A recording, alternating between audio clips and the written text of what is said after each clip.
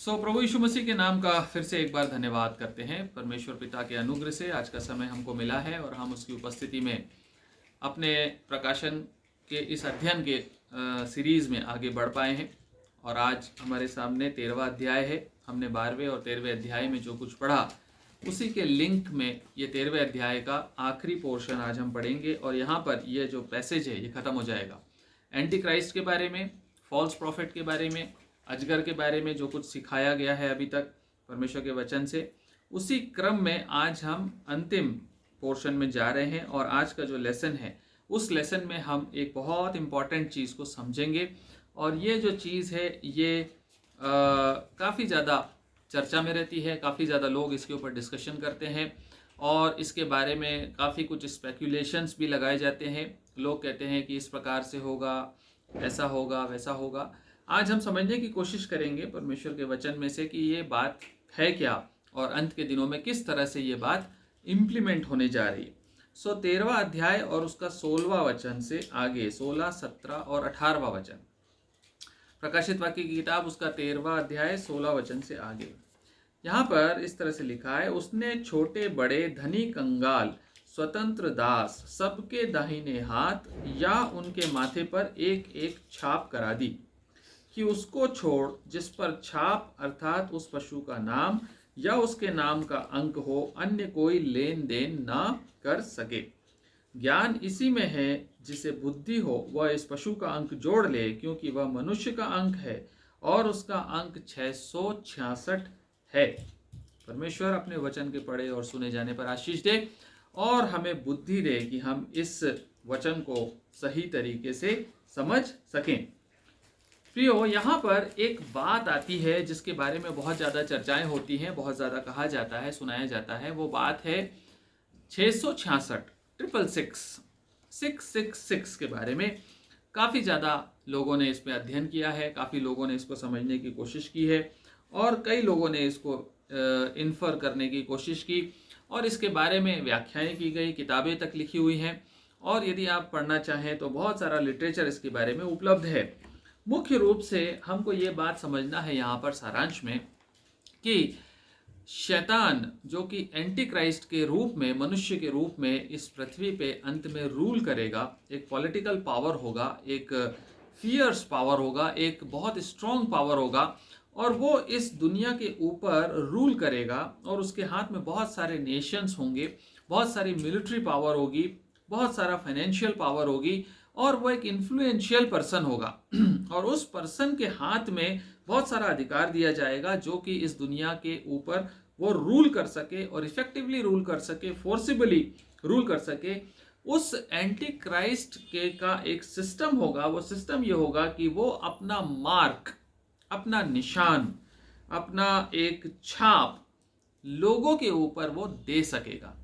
हमने पढ़ा था दूसरे अध्याय में, यदि आपको याद हो, प्रकाशित वाक्य की किताब जब हम पढ़ रहे थे तो हमने पढ़ा था दूसरे अध्याय में और उसके बाद में फिर हमने पढ़ा था 6वें 7वें अध्याय में।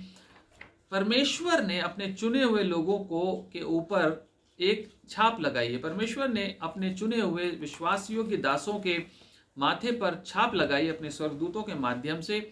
इससे पहले कि परमेश्वर का प्रकोप इस पृथ्वी के ऊपर डाला जाए और परमेश्वर अपना न्याय इस पृथ्वी के साथ करे, इससे पहले उसके चुने हुए लोगों के ऊपर उसके स्वर्गदूत मोहर लगाते हैं ताकि उन लोगों को कोई नुकसान ना हो, वो लोग प्रोटेक्टेड रहें। और परमेश्वर का न्याय या उसका क्रोध जब उंडेला जाता है उस समय उसके चुने हुए लोग बच जाएं। और ये बच निकलने वाले जो लोग हैं उनको सील किया जाता है, उनके ऊपर चिन्ह लगाया जाता है। यहाँ पर हम देखते हैं ठीक वैसा ही चिन्ह या छाप शैतान भी दे रहा है। शैतान जो है वो परमेश्वर के साथ साथ कॉपी करता हुआ चल रहा है। उसका एजेंडा टोटली यही रहा है कि वो परमेश्वर के समतुल्य बनना चाहता है। जो एजेंडा, जो परमेश्वर के कार्य करने का तरीका है, जो परमेश्वर की योजनाएं हैं या परमेश्वर का सिस्टम ऑफ वर्किंग है, शैतान बिल्कुल उसको फॉलो करना चाहता है। इसीलिए यहाँ पर भी एक छाप की बात आती है। जैसे परमेश्वर ने छाप लगाई अपने चुने हुए लोगों को, अपने लोगों को पहचान देने के लिए उसने मोहर लगाई, उनके माथे पे चिन्ह दिया। ठीक वैसा ही शैतान एंटी क्राइस्ट के माध्यम से एक छाप देने जा रहा है। एक मोहर देने जा रहा है, एक छाप देने जा रहा है। और ये जो छाप है, ये मार्क ऑफ द बीस्ट इसको कहा जाता है। और मार्क जो होता है, छाप जो ये देने जा रहा है, यदि इसको हम अंग्रेजी में पढ़ें तो इस तरह से लिखा हुआ है, also it causes all both small and great, both rich and poor, both free and slave, to be marked on the right hand or the forehead। एक मार्क देने जा रहा है, एक मार्क, निशान देने जा रहा है। और ये जो निशान है, ये एक तरह की ब्रांडिंग होगी, एक तरह का ब्रांडिंग होगी। जैसे कि हम टीवी लेकर आते हैं सैमसंग का, तो सैमसंग का निशान उसके ऊपर होता है। यदि हम कार खरीदते हैं मारुति की, सुजुकी की, तो उसके ऊपर सुजुकी का निशान होता है। यदि हम कोई और प्रोडक्ट खरीदते हैं तो वो प्रोडक्ट के ऊपर एक निशान होता है। ठीक वैसे ही जो एंटी क्राइस्ट है, वो भी एक प्रकार का ब्रांडिंग करने जा रहा है। वो इस प्रकार की ब्रांडिंग करेगा कि वो लोगों को अपनी प्रॉपर्टी बना लेगा। वो इस प्रकार का निशान दे देगा लोगों के ऊपर कि लोग एक तरह से उसके स्लेव डिक्लेयर हो जाएंगे। ये क्लियर हो जाएगा कि ये जो निशान वाले लोग हैं, they belong to this beast. ये जो लोग हैं, ये इस व्यक्ति के हैं, इस व्यक्ति के अनुसार हैं। ये व्यक्ति जो कहेगा वही ये करेंगे। ये व्यक्ति जो चाहता है उस एजेंडे को ये पूरा करने को तैयार हैं। ये लोग हैं जिनके ऊपर ये छाप दी जा रही है, ये मार्क ऑफ द बीस्ट जिसके ऊपर है। वो गुलाम होंगे, वो एक तरह के डिक्लेयर्ड गुलाम होंगे जो इस प्रकार के मार्क को अपने ऊपर लेकर चलेंगे। और वो अपना बहुमत दिखाएगा। वो ये दिखाना चाहेगा कि देखो, इतने सारे लोग हैं जो मेरे साथ खड़े हैं, इतने सारे लोग हैं जिनको मैंने अपना गुलाम बना रखा है। और इस गुलामी का प्रतीक होगा ये निशान, ये मार्क, ये छाप जो लोगों को देने जा रहा है, ये गुलामी का प्रतीक होगा। और इस छाप के साथ वो लोगों को अपना गुलाम बना लेगा। सो किसको वो ये छाप देगा? वो किसी भी कैटेगरी के लोगों को छोड़ नहीं रहा है। यहाँ पर एक बहुत अच्छी बात देखते हैं हम, परमेश्वर का वचन बताता है कि वो किसी भी व्यक्ति को नहीं छोड़ेगा, किसी भी कैटेगरी के लोगों को नहीं छोड़ेगा। वो कहता है 16वें वचन में कहता है, छोटे बड़े, चाहे छोटा व्यक्ति हो चाहे बड़ा व्यक्ति हो, चाहे छोटा हो, स्मॉल या ग्रेट हो, चाहे वो स्मॉल हो या ग्रेट हो। स्मॉल और ग्रेट का मतलब है चाहे कोई छोटे दर्जे का व्यक्ति हो, छोटी जाति का व्यक्ति हो, कम उम्र का व्यक्ति हो, किसी भी प्रकार से यदि वो अंडर प्रिविलेज्ड है सोसाइटी में, यदि उसकी ज्यादा पूछ परख नहीं है, वो व्यक्ति भी इस छाप को लेने के लिए फ्री होगा। उसको भी ये कॉल होगा कि तुमको भी ये छाप लेनी है। दूसरा बोलता है बड़े। बड़े का मतलब होता है ग्रेट, मतलब इन्फ्लुएंशियल लोग, मतलब जो पॉलिटिकल लीडर्स होंगे वो भी, जो बिजनेस टाइकून्स होंगे वो भी, जो बड़े बड़े इंटरनेशनल लेवल के स्पोर्ट्स पर्सन होंगे वो भी, सब तरह के बड़े लोग, mighty people, great people of this world will also get this mark. उनको भी यह मार्क लेने के लिए कॉल होगा। उनको भी कहा जाएगा कि यह निशान तुम्हें लेना है। अभी वैक्सीन लगने की बात आ रही है, तो वैक्सीन के लिए हमको वॉलंटियर किया जाता है कि आप ले लीजिए। फोर्स नहीं किया जा रहा, लेकिन ले लीजिए। बहुत से लोग नहीं ले रहे। अभी कई तरह के कार्ड सिस्टम्स बोले जाते हैं कि ठीक है ले लीजिए। डिजिटल ट्रांजैक्शन के लिए हमको ऑप्शन दिया जाता है कि ले लीजिए, लेकिन हम लोग इस प्रकार की किसी भी कंपल्शन में अभी तक नहीं गए, किसी प्रकार की मजबूरी में नहीं गए। साथ ही साथ जो लोग पढ़े लिखे लोग हैं, जो लोग एलीट क्लास हैं, जो सर्विस क्लास हैं, जो हायर क्लास हैं, मिडिल क्लास हैं, वो इन चीज़ों में आगे रहते हैं। जो गरीब हैं, जो अनपढ़ हैं, जो बहुत कमज़ोर तबका है, उनके ऊपर ज़्यादा ध्यान नहीं दिया जाता। उनको बोला जाता है ठीक है इनका नंबर बाद में आ जाएगा। लेकिन जब ये मार्क दिया जाएगा तो इस मार्क में कोई डिस्क्रिमिनेशन नहीं होगा। एंटी क्राइस्ट इस बात को इंश्योर करेगा कि कोई भी ना छूटे, चाहे छोटा हो, चाहे बड़ा हो, चाहे अनपढ़ हो, चाहे जातियों के हिसाब से बटे हुए लोग हो, कोई भी व्यक्ति, कोई भी इस प्रकार की छाप को लेने से चूकना नहीं चाहिए। ये उसका एजेंडा होगा और इसके लिए वो करेगा। स्वतंत्र दास कहता है, पहला कहता है कोई नहीं छूटेगा, छोटे बड़े, धनी कंगाल, धनी लोग भी इसके अंदर शामिल होंगे, कंगाल लोग भी इसमें शामिल होंगे, स्वतंत्र लोग भी इसमें शामिल होंगे, और दास लोगों को भी ये कॉल होगा।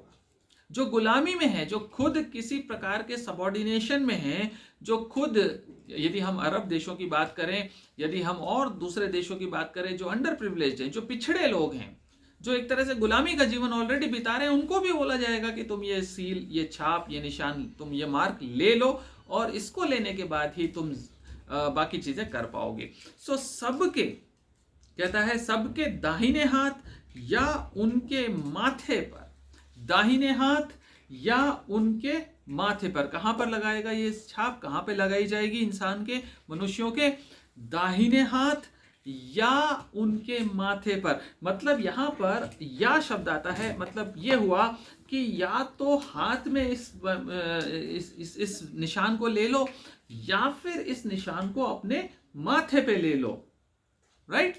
यहां पर क्या होगा, एंटी क्राइस्ट थोड़ा लिबरल होगा, वो बोलेगा आपको मार्क तो लेना है, अब आपकी चॉइस है ना। हम इस दुनिया में, जिस दुनिया में हम रह रहे हैं, इस दुनिया में हमेशा विकल्पों की बात होती है, ऑप्शंस, क्या क्या ऑप्शंस है आपके पास, क्या क्या विकल्प हैं, मल्टीपल चॉइसेस हम मांगते हैं। हम मांगते हैं कि हमें 2 चॉइस दीजिए, उसमें से कोई एक हम चूज कर लेंगे। वैक्सीन भी हमारे पास 2 तरह की है, ये लेना है या ये लेना, चॉइस है हमारे पास, सब बातों में चॉइस होती है। एंटी क्राइस्ट इसी पैटर्न को फॉलो करेगा, एंटी क्राइस्ट इसी पैटर्न को फॉलो करेगा, एक ऑप्शन देगा, चाहो तो इसको हाथ में ले लो, चाहो तो इसको माथे पे ले लो, आपकी चॉइस है, पर लेना पड़ेगा यदि आपको उसके अनुसार चलना है तो।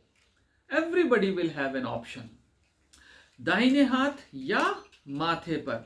तो यहां पर एक स्पिरिचुअल रेलेवेंस है, एक स्पिरिचुअल इंटरप्रिटेशन है हाथ और माथे का। हाथ और माथे का मतलब यहां पर क्या है, हाथ का मतलब है कामों के द्वारा। हेलो, आप जब कहीं जाते हैं, चलते हैं, फिरते हैं, समाज में घूमते हैं, फिरते हैं, तो आपके हाथ को खोल के हर आदमी नहीं देखता कि आपके हाथ में क्या लिखा हुआ है, आपके हाथ में क्या निशान है, आपकी हथेली या आपकी कलाई पर क्या निशान है, ये बातों पे ज्यादा कोई बॉदर नहीं करता। यदि ध्यान चला गया तो अच्छी बात है, नहीं गया तो कोई बात नहीं। लेकिन यदि आपके माथे पे कोई निशान होता है तो उस निशान को पब्लिकली एंडोर्स किया जाता है। आप उस माथे पे निशान को लेकर घूम रहे हैं, इसका मतलब है कि आपके विचार टोटली सरेंडर्ड हैं किसी पर्टिकुलर थॉट के प्रति, किसी विशेष प्रकार की विचारधारा के प्रति आप पूरी तरह से समर्पित हैं। यह आपका निशान, माथे वाला निशान बताता है। हाथ जो है वो इस बात को बताते हैं कि हम किस विचारधारा के हैं, हमारे काम से हम बताते हैं। हम डिक्लेयर नहीं करते, हम पब्लिकली अब उस निशान को कैरी करके नहीं घूम रहे, लेकिन हमारे हाथ से हम काम ऐसे करते हैं जो उस विचारधारा का समर्थन करते हैं। हम हाथ पे निशान लेकर घूमे, इसका मतलब यह है कि हम अपने कामों से, अपने तौर तरीकों, अपने जीवन चरित्र से, अपनी लाइफस्टाइल से हम किसी चीज को, किसी विचारधारा को फॉलो कर रहे हैं, हम पब्लिकली डिक्लेयर नहीं कर रहे हैं। इसका मतलब क्या हुआ, इसका मतलब यह हुआ कि एंटी क्राइस्ट के फॉलोवर्स 2 तरह के होंगे। एक होंगे जो अपने माथे पे निशान लेकर घूमेंगे, इसका मतलब है पब्लिकली डिक्लेयर करेंगे कि हम तो एंटी क्राइस्ट के साथ हैं, हम इस रूलर के साथ हैं, इसके एजेंडे पे चलेंगे, इसके जो विचार हैं, इसकी जो पॉलिसीज हैं, हम उसको सपोर्ट करते हैं, हम इसकी आराधना करेंगे, हम इसको भगवान, देवता, परमेश्वर, ईश्वर मानते हैं और इसकी जो पॉलिसीज हैं हम पूरी तरह से एक्नॉलेज करते हैं। वो होंगे जो उसके माथे पे लेंगे, पब्लिकली डिक्लेयर कि हम किसी और देवी देवता को पे विश्वास नहीं करते, परंतु इस पे विश्वास करते हैं जो एंटी क्राइस्ट, जिसको दुनिया कहती है, जिसको बिलीवर्स एंटी क्राइस्ट कहते हैं, हम उसको देवता कहते हैं। ये होंगे जो माथे पे निशान लेंगे। जो हाथ पे निशान लेंगे वो होंगे विश्वासी लोग, जो चर्च जाने वाले लोग हैं, जो ये कहेंगे कि हम तो मसीही हैं, हम मसीह के फॉलोवर्स हैं, लेकिन उनके काम, उनके तौर तरीके, उनकी लाइफ स्टाइल पूरी तरह से एंटी क्राइस्ट की स्पिरिट से गवर्न होती है। आज भी ऐसे लोग हैं, हम लोग इस प्रकार के प्रैक्टिसेस में आज भी चल रहे हैं, आज भी हम एंटी क्राइस्ट की प्रैक्टिसेस कर रहे हैं। बहुत से लोग हमारे जीवन में, हमारे आसपास समाज में हैं जो मसीही कहलाते तो हैं लेकिन टोटली मसीह विरोधी काम करते हैं। हम चर्च में जाते हैं, हम चर्च में डिक्लेयर नहीं करते कि हम रिश्वत लेते हैं, हम चर्च में ये डिक्लेयर नहीं करते कि हम व्यभिचार में पड़े हुए हैं। हम चर्च जाते हैं लेकिन हम इस प्रकार की गतिविधियों में पड़े हुए हैं। चर्च जाते हैं लेकिन हम शराब पीते हैं, हम चर्च जाते हैं लेकिन सिगरेट पीते हैं, हम चर्च में जाकर होली कम्युनियन लेते हैं लेकिन बाहर निकलने के बाद गुटखा खाते हैं, तंबाकू खाते हैं। हम चर्च के अंदर बैठ के परमेश्वर की आत्मा में बातें करते हैं, लेकिन बाहर निकलकर हमारे मुंह से फिल्दी टॉक्स निकलती हैं, गाली गलौज करते हैं, हम अपशब्दों का इस्तेमाल करते हैं, हम लड़ाई झगड़ा करते हैं, लेकिन अंदर प्रेम का संदेश सुनकर आते हैं। ऐसे लोग जो हाथ पे निशान लेते हैं वो इस प्रकार की कैटेगरी के लोग हैं जो डिक्लेयर कुछ और करते हैं और काम कुछ और करते हैं। ऐसे लोग हाथ पे निशान लेकर घूमेंगे एंटी क्राइस्ट के समय में भी, और एंटी क्राइस्ट को कोई प्रॉब्लम नहीं होगा। वो बोलेगा कोई बात नहीं, तुम मानो जो तुमको बोलना है बोलो, पर चलो मेरे हिसाब से। और वो स्पिरिट आज से हमारे बीच में काम कर रही है, आज से हमारे बीच में वो काम कर रही है। पब्लिकली हम जाने जाते हैं यीशु मसीह से प्रेम करने वाले, लेकिन हम जुआरी घरों में जाकर जुआ खेलते हैं, हम गैम्बलिंग करते हैं, हम शराब खानों में जाकर शराब पीते हैं। हम एंटी क्राइस्ट के फॉलोअर्स अभी से हैं, हम अभी से सीक्रेट फॉलोअर्स हैं एंटी क्राइस्ट के, हम में से बहुत से लोग। और ये हाथ पे निशान लेने वाले लोग हैं जो हाथ पे निशान लेंगे, माथे पे दिखाई नहीं देगा, लेकिन हमारे कामों से परमेश्वर हमको देखता है और जानता है कि यह है मसीह विरोधी के स्पिरिट वाले लोग। इसमें बड़े बड़े अगुए भी हो सकते हैं, बड़े बड़े प्रचारक भी हो सकते हैं, पास्टर्स भी हो सकते हैं, सेक्युलर जॉब में काम करने वाले भी हो सकते हैं, बड़े आदर के पात्र समाज के प्रतिष्ठित लोग भी हो सकते हैं, जो चर्च के एल्डर्स हैं वो भी हो सकते हैं, जो डिक्लेयर करते हैं कि हम मसीह से प्रेम करते, लेकिन काम एंटी क्राइस्ट के होते हैं। माथे पे छाप नहीं लेते, पर हाथ वाला ऑप्शन चूज करते हैं। और यहां पर प्रियो, परमेश्वर का वचन हमें बताता है कि कोई भी टाइप का मार्क यदि हमने ले लिया, इसका मतलब है कि हमने एंटी क्राइस्ट का अनुकरण करना शुरू कर दिया और उसकी पॉलिसीज को एक्नॉलेज किया, उसकी विचारधारा का सम्मान किया और मसीह का अपमान किया। किसी भी प्रकार का मार्क, चाहे हाथ पे हो चाहे माथे पे हो, लेने की अनुमति नहीं होगी हमें अंत के दिनों में। आज भी परमेश्वर हमें यह सिखाना चाहता है कि हम इस प्रकार की धोखाधड़ी से बचें। हाथ पे निशान लिए हुए आज भी हम घूम रहे हैं। We have to stay away from every form of mark of the beast. किसी भी प्रकार की गुलामी एंटी क्राइस्ट की स्पिरिट की आज भी यदि हमारे जीवन में है, तो हमें उससे बाहर आना बहुत जरूरी है। इस निशान को हम कैरी करते रहेंगे हमारे व्यक्तिगत जीवन में। हमें सिर्फ और सिर्फ यीशु मसीह के निशानों को लेकर घूमना है। गलातियों 6वां अध्याय 17वां वचन हमको इस बात को सिखाता है। गलातियों 6वां अध्याय और उसका 17वां वचन, गैलेशियंस 6:17। यहां पर पौलुस एक बहुत अच्छी बात हमसे कहता है, और वो ये कहता है, आगे को कोई मुझे दुख ना दे, आगे को कोई मुझे दुख ना दे, क्योंकि मैं यीशु के दागों को अपनी देह में लिए फिरता हूं। Praise the lord. आप समझ रहे हैं क्या है इसका मतलब? पौलुस कहता है मुझे किसी प्रकार के कोई दुखों की जरूरत नहीं है। मैं ऑलरेडी अपनी देह में कह रहा है, मैं अपनी बॉडी में सिर्फ और सिर्फ जो मार्क लेकर चल रहा हूं, वो मार्क है यीशु मसीह का, क्योंकि मैं यीशु के दागों को अपनी देह में लिए फिर रहा हूं। इंग्लिश में कहता है, from now on let no one cause me trouble, for I bear on my body the marks of Jesus. यीशु मसीह के अलावा किसी भी प्रकार के मार्क को लेने के लिए आपका जीवन अवेलेबल नहीं होना चाहिए। कहने का मतलब यह है प्रियो, किसी भी प्रकार का मार्क लेने का की अनुमति आपको नहीं है। और ये जो अंत के दिनों में होने जा रहा है, जो फाइनल ट्रायम्फ, जो जिसके ऊपर शैतान के ऊपर जो विजय परमेश्वर करेगा, उससे पहले जो एंटी क्राइस्ट को या मसीह विरोधी को जो अधिकार और जो सामर्थ्य दी जाने वाली है, it is going to be a very very severe test of our faith. हमारे विश्वास का बहुत सीवियर टेस्ट होने जा रहा है, बहुत सीवियर परीक्षा, बहुत सीवियर परख हमारे विश्वास की होने जा रही है। इसके लिए हम अभी से प्रैक्टिस करें प्रियो, क्योंकि इसका जो रिजल्ट बताता है वो कहता है कि कोई भी जिसके ऊपर ये मार्क नहीं होगा, वो किसी प्रकार का लेन देन न कर सकेगा। किसी भी प्रकार का कोई लेन देन नहीं कर सकेगा जिसके पास ये निशान नहीं होगा। आप इसको 3 तरीके से समझ सकते हैं कैसे लेन देन हम करते हैं। नंबर 1, हम करते हैं सोशल लेन देन। समाज में यदि हमें एक रिकॉग्निशन नहीं मिलता, समाज में यदि हमारी प्रतिष्ठा नहीं होती, समाज में यदि हमें कोई खाने के लिए पार्टी शादी में बुलाता नहीं, यदि आस पड़ोस के लोग हमसे बातचीत नहीं करते, हमसे मेल जोल नहीं रखते, तो हम डिस्कार्डेड हो जाते हैं। हमारा सोशल लेन देन होना जरूरी है क्योंकि हम समाज में रहते हैं।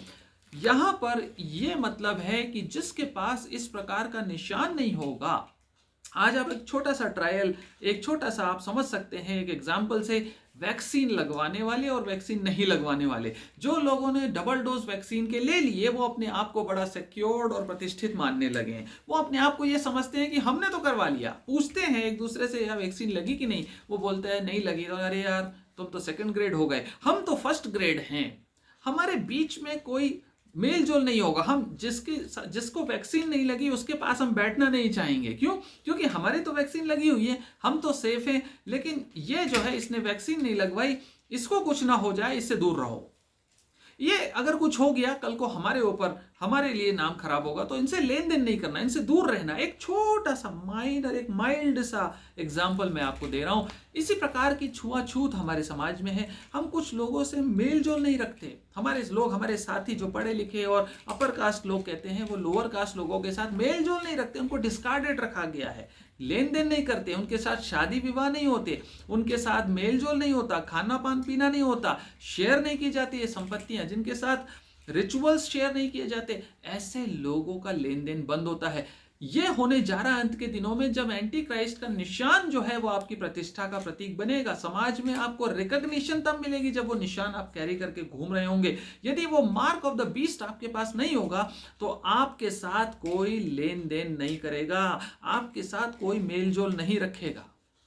दूसरा प्रकार का जो लेन देन होता है वो होता है पॉलिटिकल। आपके पास एक राइट ऑफ वोटिंग है, आपके पास मतदान करने का अधिकार है। जिसके पास ये निशान नहीं होगा, आधार कार्ड और वोटर आईडी के समान, उस व्यक्ति को यह अनुमति नहीं होगी कि वो वोट डाल सके। उस व्यक्ति को यह अधिकार नहीं होगा कि वो राशन कार्ड बनवा सके। उस व्यक्ति को यह अधिकार नहीं होगा कि वो बैंक अकाउंट खोल सके। उसकी पहचान एक नेग्लेक्टेड व्यक्ति के रूप में अनरिकॉग्नाइज्ड होगी। उस व्यक्ति को रिकॉग्निशन नहीं मिलेगी समाज में जिसके पास वो निशान नहीं होगा। आज आप कहीं जाते हैं किसी योजना के लिए, आपसे आधार कार्ड मांगा जाता है, लेकिन यदि आपके पास आधार कार्ड नहीं होता तो आपको छोड़ दिया जाता है। ये बोला जाता है कि कोई बात नहीं, आप आधार कार्ड बनवा लीजिए जल्दी से। लेकिन ये ऐसा नहीं होगा, या वहां पर एक कंपल्शन होगा। कंपल्शन इस प्रकार का होगा कि ये है तो आओ, नहीं है तो जाओ। और ये निशान आपका पॉलिटिकल सर्वाइवल के लिए जरूरी होगा। तीसरा लेन देन जो सबसे इंपॉर्टेंट है, इकोनॉमिक लेन देन। सबसे इंपॉर्टेंट इकोनॉमिक लेन देन टोटली बंद हो जाएगा। आप कुछ भी सामान खरीद नहीं सकेंगे क्योंकि आपका बैंक अकाउंट ही ऑपरेट नहीं होगा। आपका बैंक अकाउंट सीज कर दिया जाएगा सिर्फ इसलिए क्योंकि आपका केवाईसी नहीं हुआ है। केवाईसी की एक कंडीशन होगी कि इनके पास वो वाला मार्क था या नहीं था। यदि इनके पास वो निशान नहीं था तो आपकी सैलरी क्रेडिट होना बंद हो जाएगी। आपके खाते में आपकी जो तनख्वाह आती है वो तनख्वाह पूरी तरह से रोक दी जाएगी। और समय ऐसा नहीं दिया जाएगा 2-4 साल का कि 4 साल के अंदर करवा लो, कोई बात नहीं, टलता जा रहा है, टलता जा रहा है, टलता जा रहा है। नहीं, ऐसा नहीं होगा। हो सकता है कि आपको सिर्फ 1 महीने का समय मिले, मैक्सिमम हो सकता है सिर्फ 1 महीने का डेडलाइन दी जाए कि 30 तारीख तक आप इस निशान को लाइन लगा के लगवा लीजिए और इस निशान के बाद इसका नंबर निशान ये लेकर आइए, तब आपके नेक्स्ट मंथ की सैलरी आपके अकाउंट में क्रेडिट होगी। यदि ये निशान नहीं है तो नेक्स्ट मंथ से आपकी सैलरी स्टॉप कर दी जाएगी। और जो रूलर होगा वो सबसे ज्यादा पावरफुल होगा और उसके पास सारे अधिकार होंगे। कोई डेमोक्रेटिक सेटअप नहीं होगा कि आप विरोध कर सकें, यूनियन बाजी कर सकें, आप खड़े होके कोर्ट में जा सकें। ये सारे अधिकार आपसे सीज कर लिए जाएंगे। आपको सिर्फ और सिर्फ अपने निवेदन उसी के सामने रखने पड़ेंगे जिसका आदेश है मार्क लगवाने का, और वो इसमें कोई कॉम्प्रोमाइज नहीं करेगा।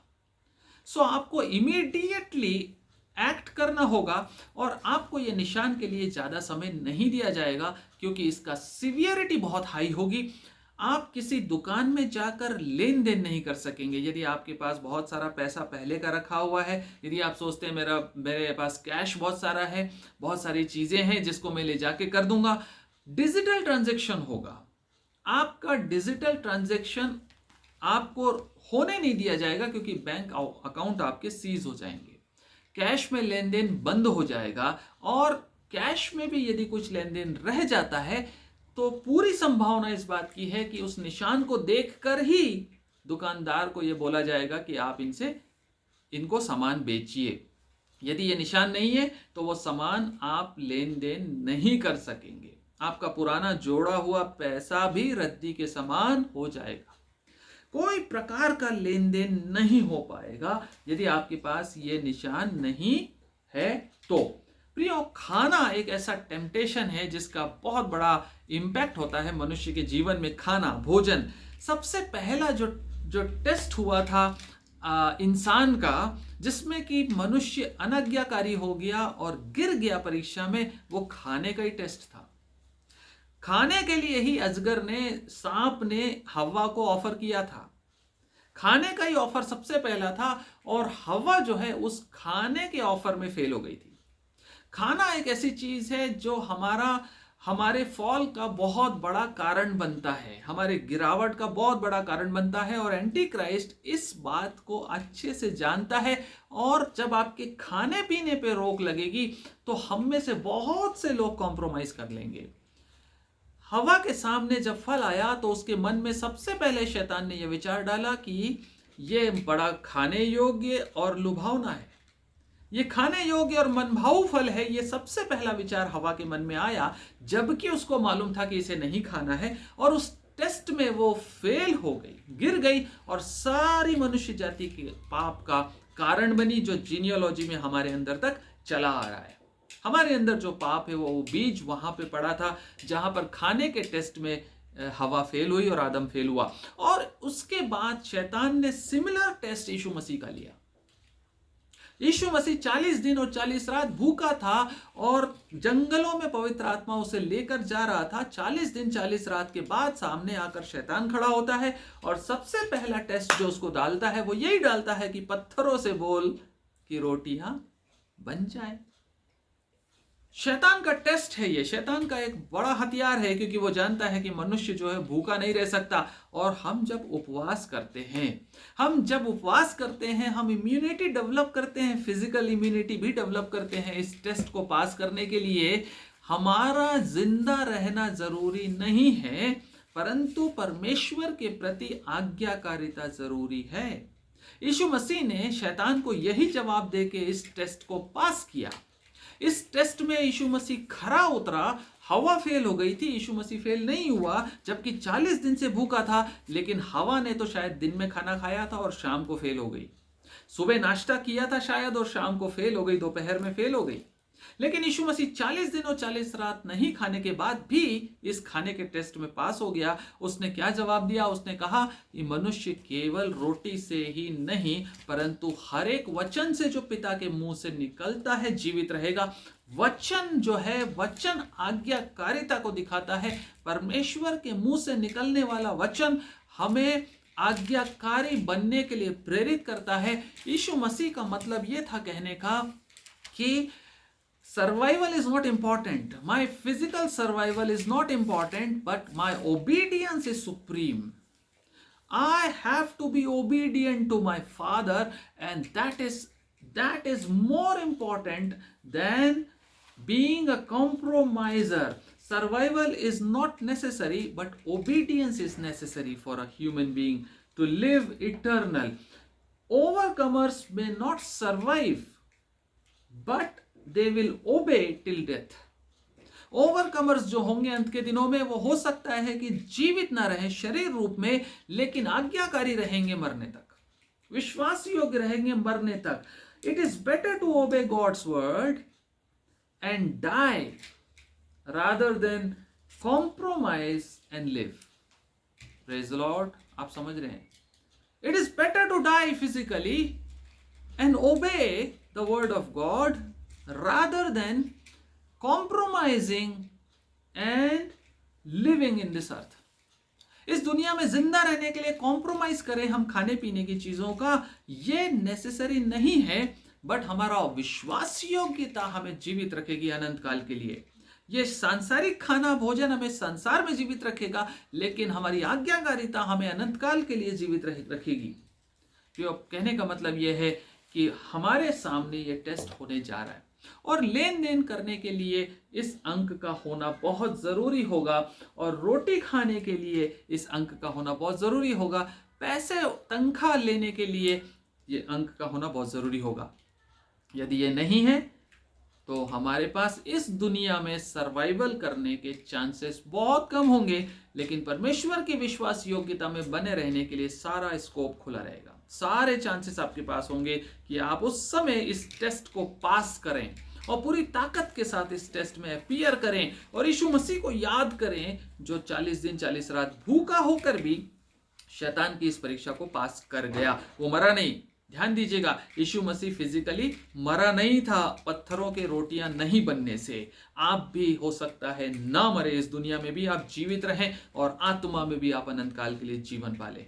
ये भी संभव है, हो सकता है। सारे के सारे मरने के लिए नहीं बुलाए गए, सारे के सारे दुनिया में शहीद, सांसारिक रूप से शहीद होने के लिए नहीं बुलाए गए। आपके विश्वास की परख परमेश्वर करता है। किसी को वो मरने तक टेस्ट होने के लिए छोड़ता है, किसी को वो जिंदा रखकर भी टेस्ट होने के लिए छोड़ता है।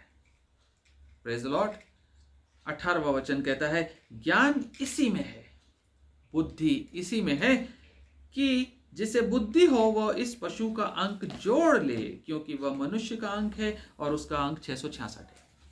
ये अंक जो है, ये अंक 666 है। बुद्धि इसी में है, ज्ञान इसी में है। जिसे बुद्धि हो वह इस पशु का अंक, बारीकी से यदि आप पढ़ते हैं तो आप समझते हैं, हमें यहाँ पर लिखने वाला जो कि यूहन्ना भविष्यवक्ता है, यूहन्ना को यह प्रकाशन दिया गया, लेकिन इसका जो ऑथर है वो पवित्र आत्मा है। पवित्र आत्मा हमें इनकरेज करता है। यहाँ पर पहली बार मैं देखता हूं प्रकाशित वाक्य की किताब में, पहली बार कुछ करने के लिए हमको बुद्धि के लिए इनकरेज करता है कि बुद्धि लगा के इसको कैलकुलेट करो, इसको जोड़ ले बोलता है। जोड़ने का मतलब है there is some addition, there has to be done some addition. कुछ जोड़ना जरूरी है समझने के लिए। पहली बार पवित्र आत्मा मुझे और आपको एनकरेज करता है कि हम जोड़ लें बुद्धिमानी के साथ, क्योंकि यह मनुष्य का अंक है और उसका अंक 666 है। तो आइए हम जोड़ लेते हैं, जोड़कर देखते हैं कि ये 666 क्या है। देखिए, मनुष्य जो है, मनुष्य का अंक है 6। मनुष्य का अंक क्या है? 6 है। मनुष्य का नंबर है 6। क्यों? क्योंकि मनुष्य जो है वो 6वें दिन बनाया गया सृष्टि में। जब सृष्टि की रचना हो रही थी तो परमेश्वर जब बना रहा था तो मनुष्य का नंबर 6वें दिन आया था। 6th डे मनुष्य बनाया गया, इसलिए मनुष्य का नंबर है 6। और जब मनुष्य, ध्यान से सुनिएगा, जब मनुष्य परमेश्वर की तुल्यता में जाना चाहता है, जब कोई मनुष्य परमेश्वर के समतुल्य बनना चाहता है, तो वो परमेश्वर के समान ट्रिनिटी को एक्वायर करना चाहेगा। और ट्रिनिटी को जब वो एक्वायर करना चाहेगा तो वो 6, 6 और 6 करना चाहेगा। आप समझ रहे हैं?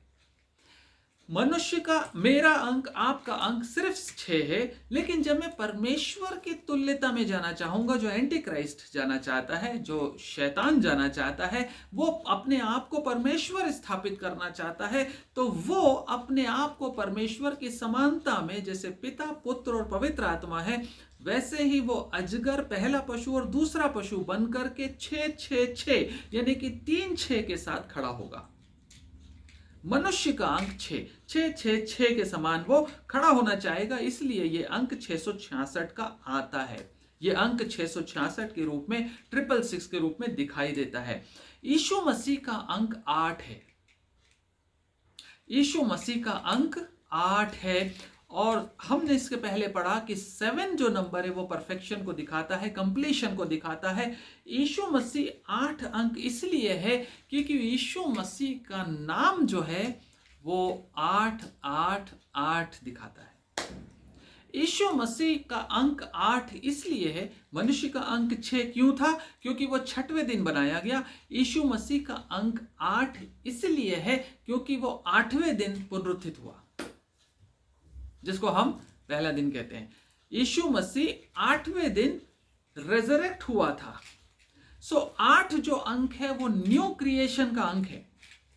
8 जो नंबर है वो नए सृष्टि का नंबर है। कोई चीज जब न्यू बिगिनिंग शुरू होती है, वह 8 नंबर से उसको डिनोट किया जाता है। यदि आप म्यूजिक की बात करें तो म्यूजिक में क्या होता है? ऑक्टेव होते हैं। So every new note begins a new octave. Okay, so 8 जो है वो न्यू बिगिनिंग को दिखाता है। 7 दिन का हफ्ता, 8वां दिन नया हफ्ता। सो 8 जो है वो नई सृष्टि का अंक है और यीशु मसीह का अंक है। यीशु मसीह का जो नाम है, हम लोग हिंदी में यीशु मसीह बोलते हैं, यीशु बोलते हैं। यदि आप ग्रीक में देखें तो यीशु मसीह का जो नाम है ग्रीक में वो है आइसोस, यीशु मसीह का नाम। ओके, पहले हम यीशु मसीह के नाम को समझ लें तो हम एंटी क्राइस्ट के नाम को भी समझना शुरू कर देंगे। IESOUS, IESOUS, आइसोस। यीशु मसीह का नाम जो ओरिजिनल ग्रीक लैंग्वेज जिसमें कि बाइबल लिखी गई, नया नियम, ग्रीक लैंग्वेज में यीशु जो है वो आइसोस बोला जाता है, IESOUS। ओके, ग्रीक अल्फाबेट्स कितने हैं? Greek alphabets? Okay, English alphabets कितने हैं? 26। ग्रीक अल्फाबेट्स कितने हैं? 24। हिब्रू अल्फाबेट्स कितने हैं? 22। ग्रीक अल्फाबेट में और हिब्रू अल्फाबेट में जो अल्फाबेट्स हैं, हर अल्फाबेट की एक न्यूमेरिकल वैल्यू होती है। Every letter has a numerical value. आप समझिएगा ध्यान से, हर अक्षर की एक न्यूमेरिकल वैल्यू है। ग्रीक में अल्फा, बीटा, गामा, डेल्टा, इस तरह से अल्फाबेट चलते हैं। 24 अल्फाबेट्स हैं, इसीलिए इनको अल्फाबेट्स जो शब्द आया है वो भी ग्रीक से आया है। अल्फा और बीटा जो पहले 2 लेटर्स हैं, उन्हीं से अल्फाबेट्स बोला जाता है। Alpha, beta, etcetera etcetera, alphabets बोला जाता है। So every alphabet in Greek language has a numerical value assigned to it. यीशु मसीह का नाम IESOUS है ग्रीक में। I जो लेटर है ग्रीक में, जो लेटर I के लिए आता है, उसकी वैल्यू है 10। आप समझ रहे हैं, उसकी वैल्यू है 10। ई जो लेटर है ग्रीक में, उसकी वैल्यू है 8। एस जो लेटर है, एस, उसकी वैल्यू है 200 ग्रीक लैंग्वेज में। ओ जो लेटर है उसकी वैल्यू है 70।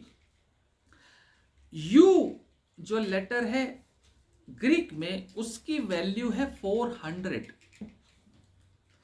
और S जो लेटर है, अभी मैंने आपको बताया कितनी है वैल्यू, 200। आप समझ गए? I की वैल्यू है 10, E की वैल्यू है 8, S की वैल्यू है 200, O की वैल्यू है 70, U की वैल्यू है 400 और S की वैल्यू है 200। आप जोड़ लीजिए, टोटल 888 आता है। यीशु मसीह का नाम आइसोस जो है ग्रीक लैंग्वेज में, उसका जोड़ 888 है। जिसमें बुद्धि हो, ज्ञान इसी में है कि वो इस पशु के नाम का अंक जोड़ ले। हम सोचते हैं, कई बार मिसगाइडेड हो जाते हैं कि हमें कोई नंबर, लिटरल नंबर 666 की छाप लगेगी। ऐसा नहीं है प्रियो। परमेश्वर का वचन स्पष्टता से बताता है कि पशु का नाम जो होगा, उसके अंकों का जोड़ जो होगा वो 666 होगा। ओके, एक एग्जाम्पल लोग इसमें देते हैं, कुछ स्कॉलर्स इस तरह से भी कहते हैं, उसको वो ट्रांसलिटरेट करके हिब्रू लैंग्वेज में जाते हैं। जो लैंग्वेज ग्रीक में लिखा गया उसका सिमिलर पैरेलल हिब्रू लैंग्वेज में ट्रेस करते हैं। सो उनको एक नाम मिलता है नीरो सीजर का। नीरो सीजर जो कि एक एम्परर था, सम्राट था, उसके अंक को, उसके नाम के अंकों को यदि हिब्रू लेटर्स में जोड़ा जाता है तो वो 666 आता है।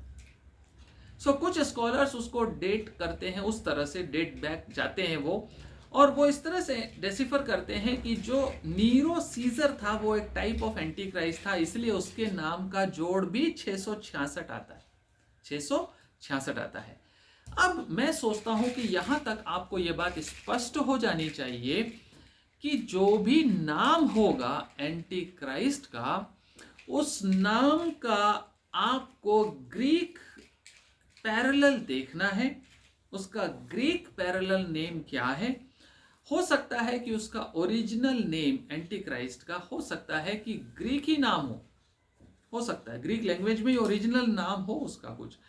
उस ग्रीक लैंग्वेज का जो उसका नाम है, उसके अक्षरों का, उसके लेटर्स की वैल्यूज का एडिशन आपको देखना है। वो लेटर्स की वैल्यूज का एडिशन 666 होगा। सो जब यह मोहर हमारे हाथ पे लगेगी तो जरूरी नहीं है कि वो 666 की मोहर नंबर्स की, न्यूमरल्स की मोहर हो सकता है कि उसके ग्रीक नेम की मोहर हमारे हाथ पे लगे। ग्रीक लैंग्वेज में जो एंटी क्राइस्ट का नाम होगा, उस नाम की छाप आपके हाथ में लग गई, वो भी 666 की ही छाप है, क्योंकि उसका न्यूमरल, जो न्यूमरोलॉजिकल एडिशनल टोटल होगा, वो टोटल 666 ही आएगा।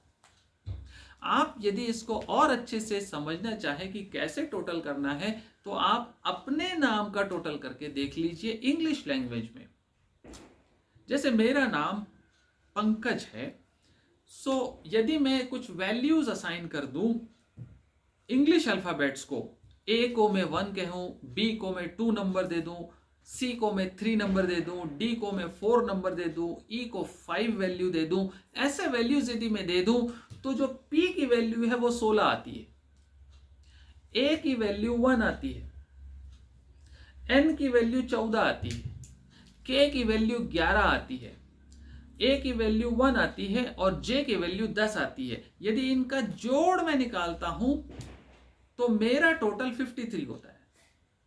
सो यदि मेरा नाम की छाप कहीं लगी है और यदि इंग्लिश कल्चर में वैल्यूज और नंबर्स सिमिलर होते हैं, मतलब वैल्यूज असाइंड यदि अल्फाबेट्स होते, मैं आपको एग्जांपल दे रहा हूं, इंग्लिश लैंग्वेज में भी यदि अल्फाबेट्स को न्यूमरल वैल्यूज असाइंड होती, तो मुझे यदि 53 भी लिखा जाता तो पता चल जाता कि ये पंकज है, और यदि पंकज लिखा जाता तो भी ये समझ में आता कि ये 53 है।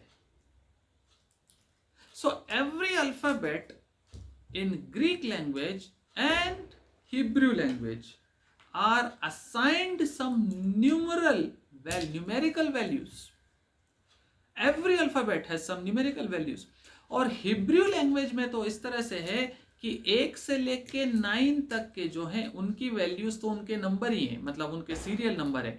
फर्स्ट जो अल्फाबेट है उसकी वैल्यू 1 है, सेकंड जो है उसकी वैल्यू 2 है, थर्ड जो है उसकी वैल्यू 3 है, फोर्थ अल्फाबेट की वैल्यू 4 है हिब्रू में। और जो 11 से शुरू होते हैं नंबर, 10th से जो शुरू होते हैं 19 तक, उनकी वैल्यूज कैसे है?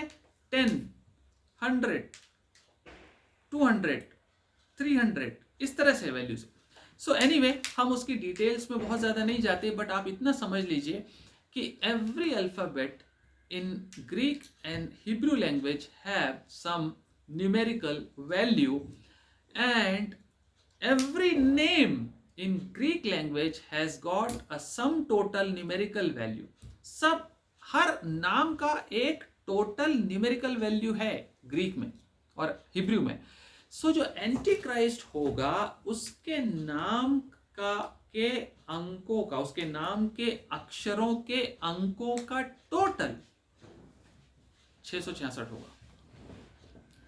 और ये जो है मार्क ऑफ द बीस्ट का एक इंटीग्रल पार्ट होगा. जब वो मार्क ऑफ द बीस्ट रहने वालों को दिया जाएगा, मुझे आपको, यदि हम में से कोई उसको लेता है तो उसके नाम की छाप भी हो सकती है, कोई कोडेड नाम भी हो सकता है, कोई बार कोड भी हो सकता है. किसी भी प्रकार से उसके नाम का रिप्रेजेंटेटिव नंबर वहां पर जरूर आएगा. इसीलिए बाइबल हमें बताती है कि ये 666 अंक जो है ये डेफिनेटली उसका पार्ट होगा, उसके निशान का. उसके निशान में कुछ भी हो, चाहे नाम हो, चाहे आपको नंबर कहीं नहीं दिखे, बारकोड हो, आपको नंबर कहीं नहीं दिखे, लेकिन उसकी न्यूमेरिकल वैल्यू 666 जरूर होगी. परमेश्वर का वचन इस बात को स्पष्ट बताता है और मुझे और आपको इनकरेज करता है कि आप इसको जोड़ते रहें. यदि आप किसी के कहने से, यदि कोई कहता है कि एंटी क्राइस्ट वो है, किसी व्यक्ति का नाम लेता है, कोई पॉलिटिकल लीडर का, कोई रिलीजियस लीडर का, किसी का भी, और कहता है ये एंटी क्राइस्ट है जो खड़ा हो रहा है, आप उस व्यक्ति के नाम के अंकों का टोटल देखिए,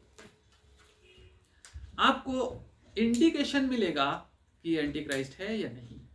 और बुद्धि, परमेश्वर का वचन कहता है ज्ञान इसी में है, जिसे बुद्धि है वो उसका नाम जोड़ ले. आपको एंटी क्राइस्ट को आइडेंटिफाई करने में कोई गलती नहीं होगी यदि आप परमेश्वर के वचन के अनुसार अंकों को जोड़कर उसका डिसीजन अपने दिमाग में लेते हैं कि ये एंटी क्राइस्ट है. क्यों?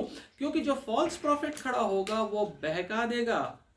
जो फॉल्स प्रॉफिट खड़ा होगा वो डेफिनेटली डिसीव कर देगा बहुत से लोगों को और बोलेगा कि ये मसीह है, जबकि वो एंटी क्राइस्ट है. वो बोलेगा ये खुदा है, ये परमेश्वर है, जबकि वास्तव में वो मसीह विरोधी होगा. सो बहुत से विश्वासी इसलिए बहक जाएंगे क्योंकि वो इस 13-18 को समझ नहीं पाए, क्योंकि वो प्रकाशित वाक्य के 13वें अध्याय के 16, 17, 18 वचन को नहीं समझ पाए, इसलिए वो डिसीव्ड हो जाएंगे. लेकिन यदि बुद्धि है और ज्ञान इसी में है कि हम पवित्र आत्मा की सहायता से इन अंकों और इन भाषाओं के भेद को समझकर उस व्यक्ति की पहचान कर लें जो एंटी क्राइस्ट बनकर खड़ा होने जा रहा है.